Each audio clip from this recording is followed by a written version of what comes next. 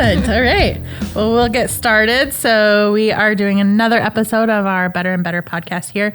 And this is actually the first of 2 episodes that we're going to talk safety for Safety Month. So for those listening in the realtor world, we are all very familiar with September being our focus on safety from NAR. And so today I've got Kira back with me.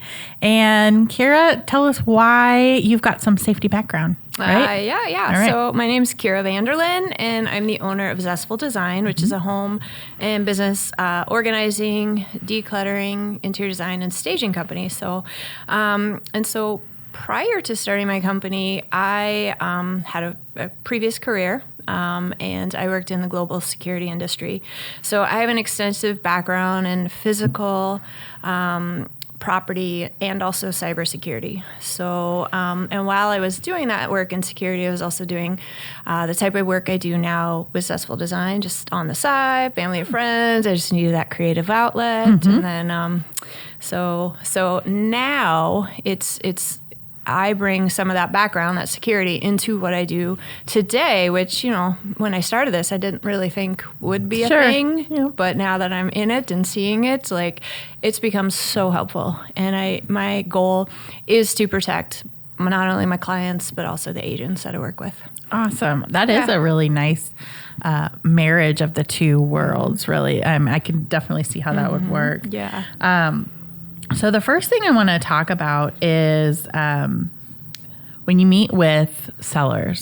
So I know they're probably talking to you about downsizing or about decluttering or getting their home maybe ready for the market. You have a talk with them about some safety things.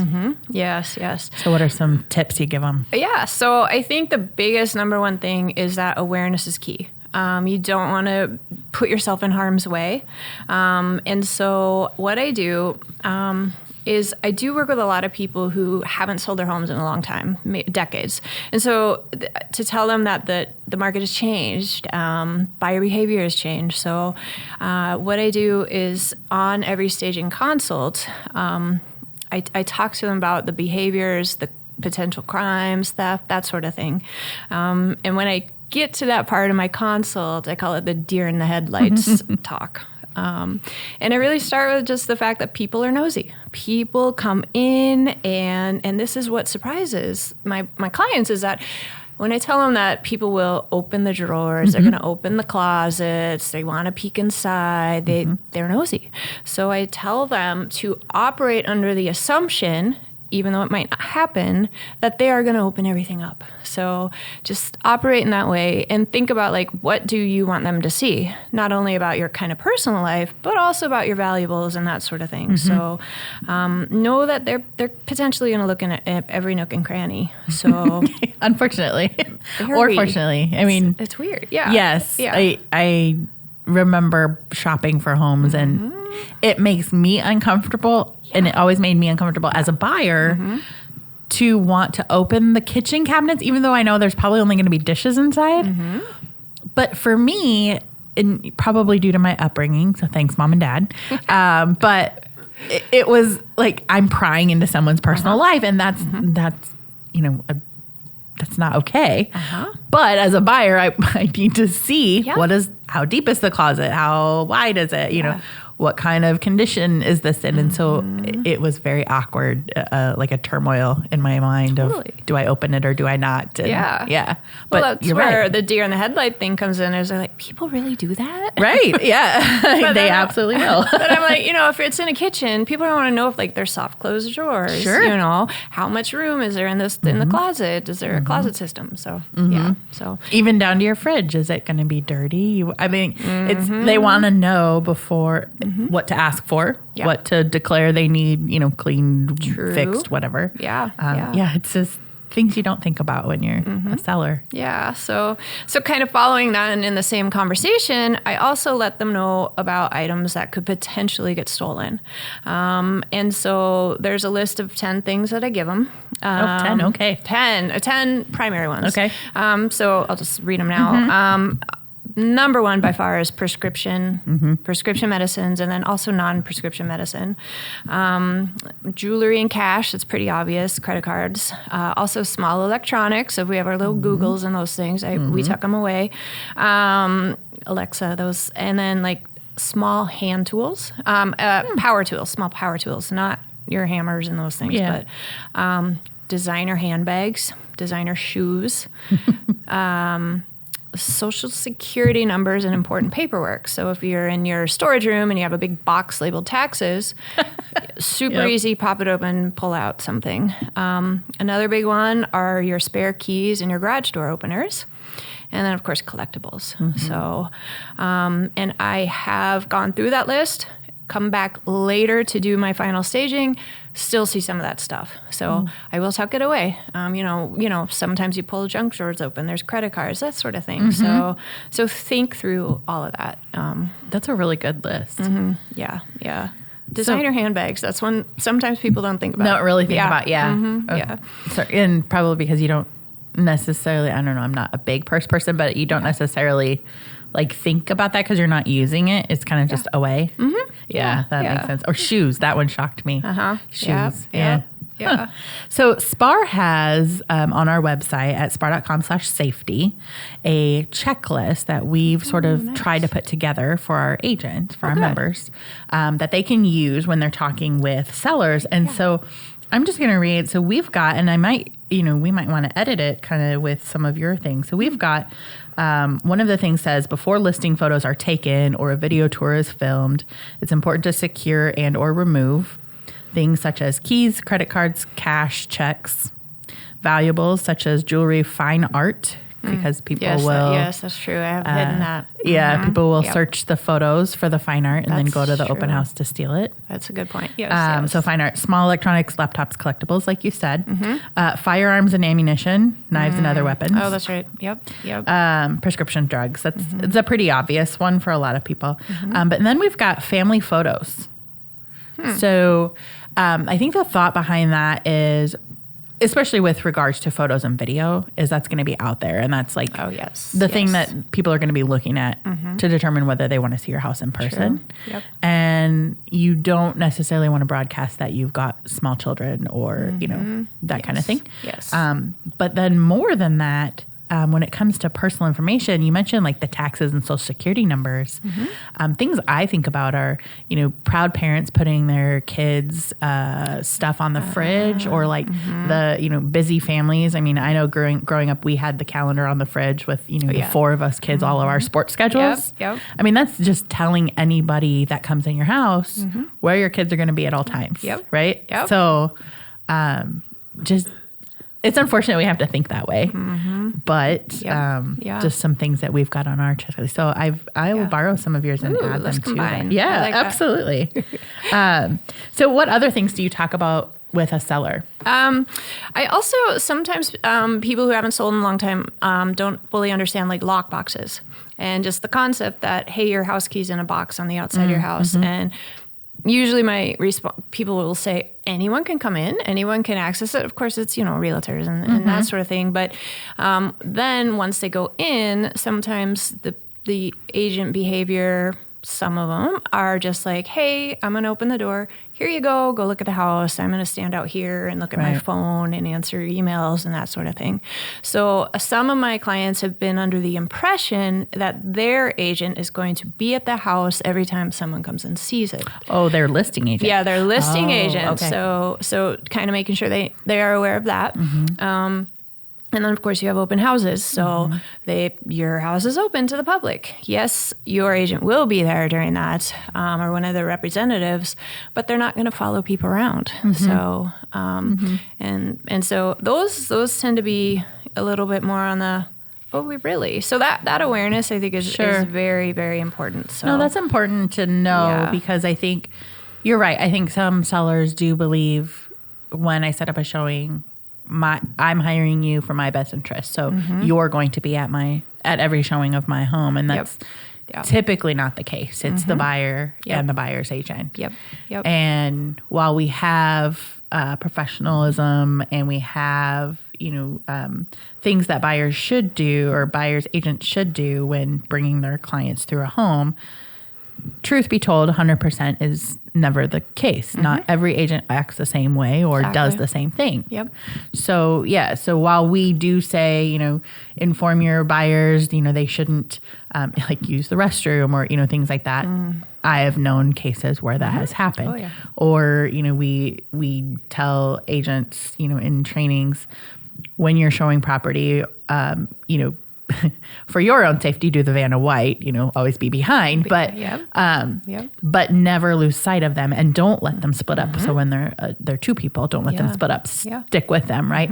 But sometimes that's difficult to corral because herding cats. Right. And then to your point with open houses, I've known some agents, some listing agents that when they do an open, it's almost like one-on-one showings, like they're like touring, but that's not always the case. It's more often than not, like you said, an open house of just come in, look around, whatever, and the agent sort of stations themselves in like a more the kitchen, a more central location. Yeah. So they're not seeing everything that's happening in every room. Yeah, exactly. Yep. And that's where putting away all that stuff or taking it out.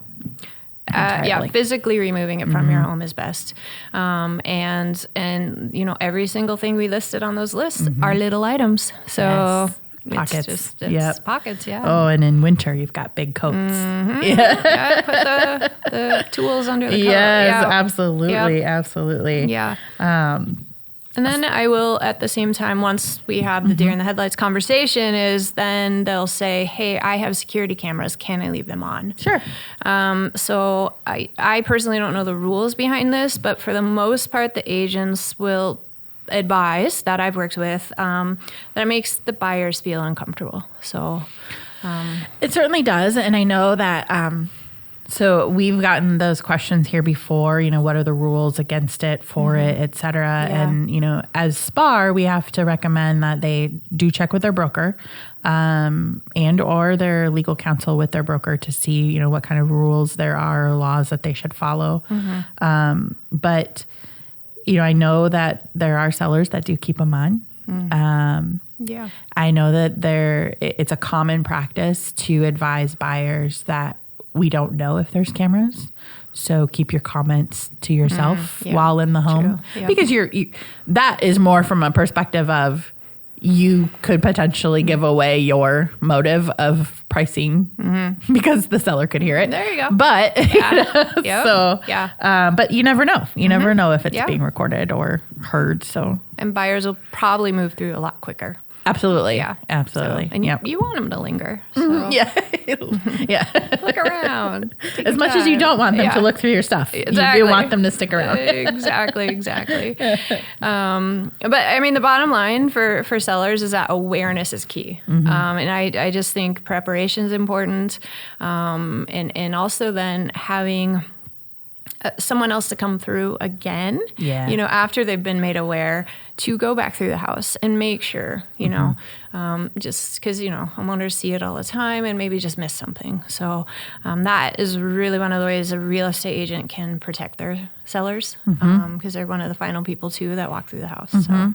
Yeah, I think that's really something special that not only working with you, but like you said, the agent could do it too, or both. But having somebody that one is not, emotionally attached to the possessions, but has that focus, that safety focus in mind, and is practiced over and over again of identifying those potential things that are going to be stolen or or safety hazards. Exactly. That's a really good point. Yeah. So I've got so thinking about new homeowners. If you have you ever met with a new homeowner to talk about some safety practices now that you have a new place, things that you should think about right away? Are you saying the buyers? Yeah. So I just bought my new house. Have you ever thought about that, or have you ever had a discussion with someone that way? Yeah. So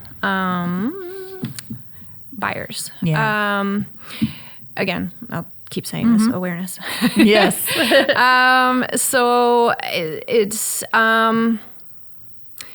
Sorry, let me go back. Are you saying buyers touring the homes or No, like once after they buy it, and move in? So, Yeah. Oh, okay. So got it.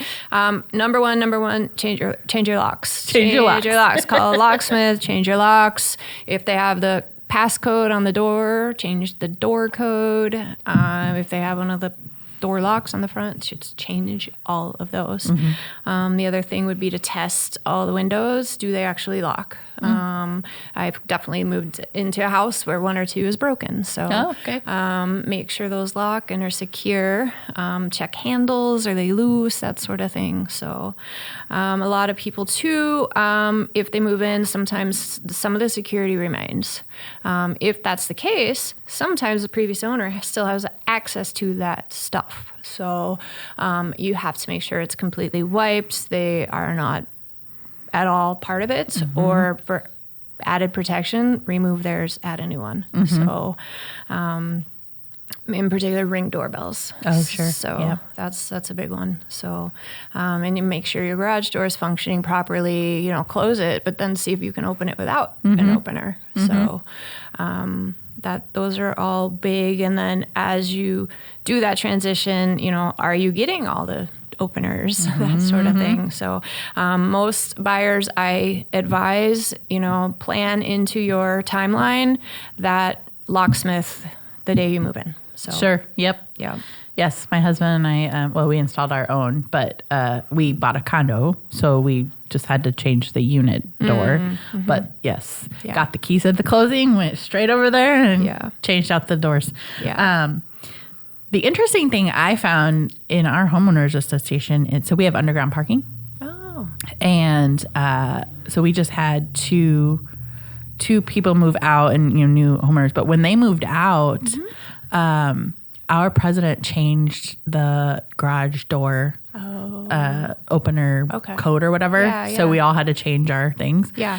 And I remember at the meeting, one of the gals asked, why do we have to change this every time somebody moves out? And she said, well, because even though we collect the openers, a lot of people program their cars. That's true. And not that, they're going to come back for any reason.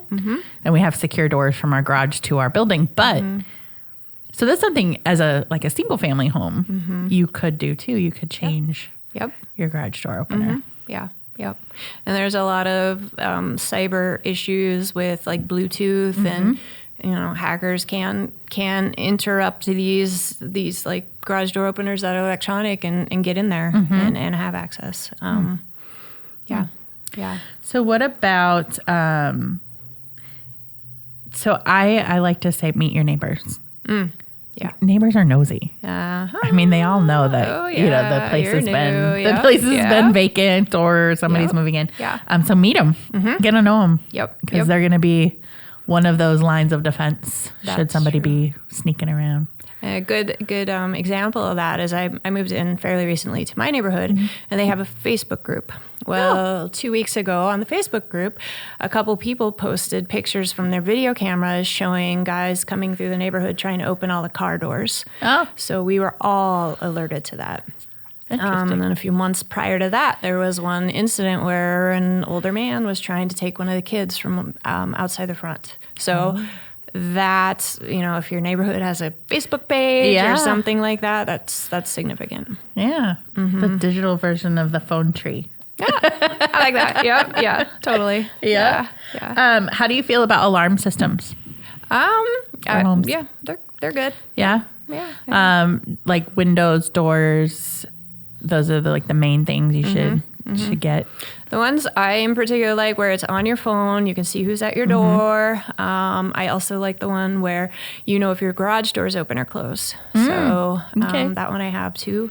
So particularly the ones that are on your phone if you're away. Yeah. The other thing that I recommend people install are automatic front door lights. So it's super easy to switch out your switch to one. Just Home Depot and you program it to turn on at dusk and then turn on whenever. Yeah. So that kind of lends itself really well for if you're going on vacation. Yeah. Same thing, like you can get now the plugs to your Alexa, Google, turn them on from wherever you are on vacation indoors. So Yes. yeah. So thinking about just homeowners in general, Yeah. and anybody can learn from this, is the thing about vacations is you want your home to look like you're still there. Mm-hmm. So the lights, I mean, stopping the mail so it doesn't pile up. Yep. Oh my gosh, please don't post your vacation photos at real time. No, right? Please. You want to share them when you get home. Exactly. I mean, that's just inviting people to know that you're not home. Oh, yeah. No. Oh, no. No. Don't change your voicemail. Not that many people have landlines anymore, but if you did, don't tell them you're not home. Exactly. Yes. Totally. Yeah. Oh my goodness, that's too funny. Yeah. So one of the other thing that I just want to remind with homeowners is, and it's not like a security thing, it's more like the fire and carbon monoxide. Because everybody forgets the batteries. Well, that's true. They wait till they beep. True. And so one of my favorite commercials, and it's really silly, but it reminds you to change those and your air filters at the same time. Oh. It's like every 6 months. That's a good idea. Yeah. Because that's the one thing I forget. Yeah. And for those who maybe can't access them or elderly, you can call the fire department and they can come in and do that. So I did not know that. Okay, they'll come and change the batteries for you. That's excellent. I like it. Yeah. I like it. Okay, so what are some other industry risks you want to talk about? Whether it's homeowners, sellers, buyers, agents. I think touching on agents would be good to bring awareness to them as well.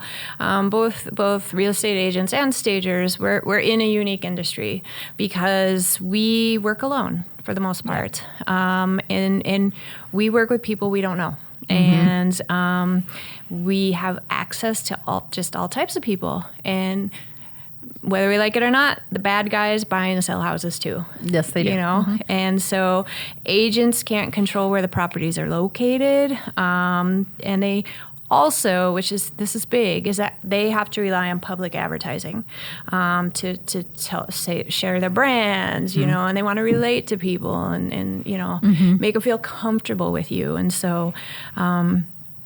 That makes agents a very vulnerable target, particularly when it comes to social media and what they put out there. And when I follow many agents, and when I'm seeing things like, here's my kids at sports, here's where I'm on vacation, here's some. I've seen ones where they talk about their emotional vulnerability. They, they'll show pictures of them at their home. So that is, in my professional opinion, too much. Sure. I think there's a line where there's your business profile, and then there's your personal profile. And so knowing that the bad guys are watching that, the bad guys will pay attention. So I sometimes have people look at my social media and see what you see. Come back to me if you see anything about my personal life. Tell me, do you know anything about, do I have kids? Do you know? Do I have, So take a look at that and then kind of compare it to yours. I think it's very, very important to be careful with that. And so, do you think in general people sort of put things out on social media, not really thinking too much in terms of like how many people will see it, versus if you were to do the same concept and put that same post, those same pictures, etc., in a gigantic billboard on 35E, would you feel just as comfortable? Exactly. Yeah. I mean, they're all strangers too that would see it. Yeah. But people probably wouldn't do that. Exactly. And, you kind of sometimes think that, how many likes you get are how many people looked at it, but there are so many more. And then if you're buying Google ads, they got to check you out. A lot of people go straight to social media to check you out. Absolutely. So, yeah. That's funny because I actually tell agents, new members, when we talk about safety, one of the things that I say is, so your life is not more valuable than the potential commission. So I like that. don't chase the dollar. I like You know, that. it'll come. Mm-hmm. And that's a hard place to be when you know, especially when you're first starting out or in a tough market. Yep. And you know, you've been waiting for a client or Yep. waiting for that listing. And but that unicorn phone call that, you know, is somebody that you've never met Yep. that is like, I saw this house and I want to buy it immediately. I want to go see it right now. I mean, that's just Red flag. that's rare. That doesn't really happen a lot. True. So that Yeah. should be a red flag. Yeah. And so the thing we talk about is background checks, and not like criminal background checks, but background checks in terms of Yeah. we have Facebook, we have Yeah. LinkedIn, we have Google. Yeah. You can at least check to see if the person is who they say they are in general. Or get an idea of what they're going to look like. So when you drive up, if that's not the face that you saw online, you know, Yep. some different checks. So that's from an agent safety point. Yeah. But Yep. yeah. So Yeah. Google the person. Look them up, and type in their name and the word criminal record. yeah, what So- can come up? Yep. Exactly. Yeah. Yep. Yeah. And so, you know, and also for agents to remember that when people are moving, they get really stressed, and they can misbehave. They can be verbally abusive. Sure. They can Yep. get emotional, and so that's scary. And so, making sure that you have safety strategies in mind. You know, because there aren't necessarily institutional protections within, you know, real estate. You're out on your own. And as far as I know, safety training is optional. Yes. It's not mandatory. Whereas in a lot of corporations right now, it's mandatory. Active shooter training is mandatory in all these, you know, other places. And so, you know, if you have the opportunity to take a safety training class, absolutely use that. Get that class in. And you can always find them. We have them primarily here during September, obviously Yeah, the focus. good. Yeah. We've got classes to learn situational awareness, things to watch out for, things like we're talking about today, a little bit more in depth. Yeah. Some statistics. Yeah. This year, we're actually bringing a self-defense workshop on the 7th of September. So a little more neat. hands-on training. Yeah. It's been requested several times from members, so we're going to try it out to see Okay. Yeah. how they like it. Yeah. No, I think that's great. And the thing with self-training or self-defense class is that it's kind of a one and done. Yes. You do it and you leave and you walk away and you don't think about it again. Right. And that's where that training wasn't worth it. Yeah. And so Practice, right? You need to either practice or kind of mentally prepare in advance, like what possible scenarios could happen. You know, I'm at an open house, or, you know, someone comes up behind me, that sort of thing. What am I going to do? How am I going to react? What of those training techniques do they give you? Could you perfect? Is there one you really could just hone in on and know every time XYZ happens, I'm going to do that? Yeah. And so you can't just go to that class and think you're going to be fine. Yep. Yeah. I took the that's class. Definitely not how it I got works. this down. Yeah. Yeah. So, and then I guess I will pop in here a little mention about mace. Yes. I do hear that a lot from the agents. Oh, I'm fine. I got my mace. Well, that mace is probably buried in your pockets or your purse or something. And when you take mace out, you have to pop the lid open. You have to turn this little safety valve. You have to push your finger down. And in a unfortunate situation, seconds matter.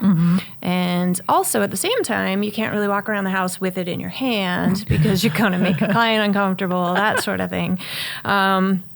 So there are much better and quicker ways to protect yourself. But the most important thing is just to get out, just go, run, get out. So Yeah. that's huge. Well, and I've also heard in high stress situations, your fine motor skills pretty much go out the window. They're gone. So trying to get your thumb Yeah. in the little Yeah. thing to push it down Yeah. and aim it at somebody's eyes. I mean, because just spraying it is not as effective as if you could get it. No, like, in and their then it can face. get into yours. Yeah, right. Yeah. Yeah. Chances are you will mace yourself. So Yeah. And at the same time that you bring up a good point too, one thing I do recommend are people, they always have their phones with them. How do you access on your phone quickly 911 or an emergency app or something like that. Practice that. How do we get to it fast? Because you will. You're going to be nervous. You're going to freeze. And so what do I do to get out? Yeah. I know. Well, I don't know that this watch has it. My previous watch had. You could tap the button like 3 times or 4 times, something like that, and it would alert. Okay. Whatever you set up. So whether it was 911 or like an emergency contact. Yep. And I did it on accident. One time. Yeah. Luckily, I had it set up for my emergency contact, so not 911. But yes, geez. I know that some phones do have that with like power button so many times. Yeah. I think there was a recent news article on 911 operators becoming overwhelmed with accidentals with some update from iOS. So they had to change how many times or something like that. I forget the article exactly, but yeah.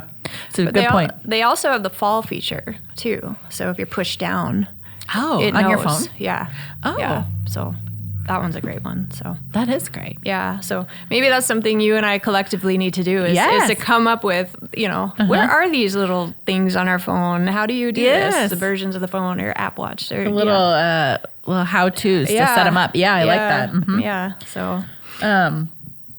So anything else with physical safety or? Yeah. So a big thing is make sure someone knows your schedule. Knows where you're going. You're going house to house to house. Which house are you going to first? I love the AirPods or AirTags. You can just put an AirTag in your pocket. Yeah. There's also the app like Life 360 app. Share your live location. Share it amongst your team if you have a team. They can track you, follow you around. So those are great. Again, like I mentioned, safety app on your phone or your watch and know how to access it quickly or call 911. And then in terms of safety, like while you're showing houses, be aware and really trust your gut. Just trust your gut. If there's some little thing that might be off, just, hey, you know what? Oh, my kid is sick. I got to go. Something like that. And something that I do see far too often is the agents with their phone and their face on the phone, and that's what they look up. They don't, put the thing in your pocket and look up. Just look around, be aware. Yes. So awareness is not only, knowing, internally that something might happen, but also then the physical awareness, what's going on around you. Yeah. Know your exits. Know, don't do showings in the dark, that sort of thing. That is tough in Minnesota. Yeah, exactly. Yeah. We'll just point that out. That's a good point. But must be said. Yeah. Avoid dark if possible. Yeah. Make sure your phone's charged fully. Make sure you're in an area with reliable cell phone service. It may be way out showing a home. Be wary of isolated properties if you are going to one. Enlist another agent to come with you. Always drive separately from your clients. And then, like we talked about, the Vanna White tours. The Vanna White tours. Yep. follow your clients in hallways, on stairs. Know your escape routes. Stand by the doors. Don't have your back to people. And and all great. Yeah. There's so many. There's so many. Yes. And you got to, as an agent, think about it. Play, like I said, play the scenarios in your head, and know how you'll react. Practice these things, but also pay attention to your behaviors currently. Your current behaviors going through homes. Yep. Is your phone right there? Are you on your phone? Just those kind of things. Be aware of what you're doing currently and how can you make those important changes. So one little thing I want to comment on is, so one of our past presidents, President Patty Jo Fitzpatrick, so she has what she calls her realtor shoes. And it's because they're slip on, slip off because you're going in and out of homes a lot. Yeah. But They're also flat. You could run in them if you wanted to, right? They're not heels. Yeah. But we always pick on the women with the heels, but the same can be said for men too. Yep. Got if you're going to dress to the nines and you've got your leather, smooth soled, Italian leather shoes, those are also difficult to run in. That was very good. Yes. I would just add to that awareness, be aware of what you're wearing and what you want to present a professionalism. Yes. Yes. But you don't want to advertise that you have millions of dollars that you don't. So, clothes, jewelry, cars, that kind of thing. Yep. So. Yeah. And I know many agents where that's their look. That's how they want to present, and that's wonderful.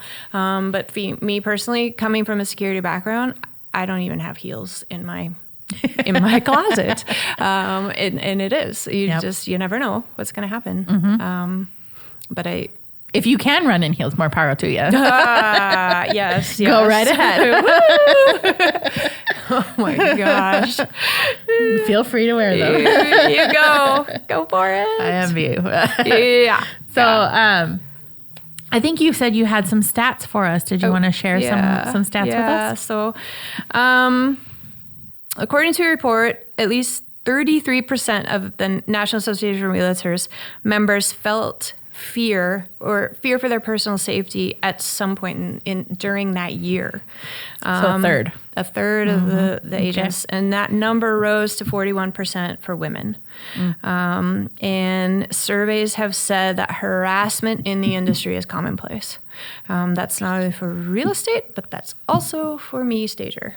I have personally experienced it. Really? Like I told you, people moving get really stressed. And that's when... And you're telling them to get rid of stuff. Yeah. So that I'm helping, we're all collectively just there to help them. Yeah. But they need that outlet. They need that person. And so it's not fun. No, I'm so sorry. It's just not fun. And then 66% of the industry are female. And of course, statistically and very unfortunately, women are just more at risk for abuse, for harassment and assault. So, and like I said, you're putting yourself out there on social media and that sort of thing. And, the bad guys will pick who they want to target. Certainly. And so that's scary. That's scary. So, surveys are proving that it's on the rise. And, in this day and age with active shooters and all the crazy stuff happening, I don't foresee it getting any better. So, no. Yeah. But that's, again, we go back to the awareness, and preventing yourself from being, putting yourself in a position where that is possible. Yeah. So being aware of all of these things, putting into practice. Yeah. Trying to really make yourself the least likely target. Yep. Absolutely. Yep. Yeah, absolutely. exactly. So is there anything else that you want to make sure you share? I don't want to say all this to scare people. This is a very scary episode, It's just Sarah. No. I think it's been alarming yet very informative. So I think it's good. It is. It's honestly, it's critical information. It's likely not going to happen. Going to happen. But just knowing that there's risk for sellers, you're opening your home to the public. There's so many risks. There's risks to buyers going into these homes. You don't know what you're going to encounter, and there's potential for harm, for loss, for always keep safety top of mind. And I want to stress this because in the years that I've been doing just staging alone, I have seen some crazy stuff. I've walked into arsenals of weapons in kids' rooms. I've walked into so many drugs and paraphernalia and had to hide that stuff. Not hide it, but get it, deal with it. I have walked into drunk, passed out clients on the bed. I've walked into people that are high. Very recently at a home on staging day, there was a significant fist fight just outside of the house. And so I see all this. And one house I had to take out Nazi stuff, and it's Yeah. like, oh my gosh, this Yeah. is what we're walking into. And when agents and people like myself, we're the first people in the home, so we see this stuff first, and we have to be there to also have the hard conversations with the people, like, this can't be here. We Right. need to get it out. And that can be a sensitive, touchy subject Yes. for some. And so being able to have that strength, or to call upon someone who knows, like, call me, give me a call. I will go in and I will have that conversation with them. I don't mind. But like, being knowledgeable that you're going to have to say that. And in some cases, it may need to be a little more forceful. Like, you really have to do this. It's important. So, and I have seen on, Zillow, people haven't taken that stuff down, and that immediately will, be divisive on and who's going to come or not come into your home.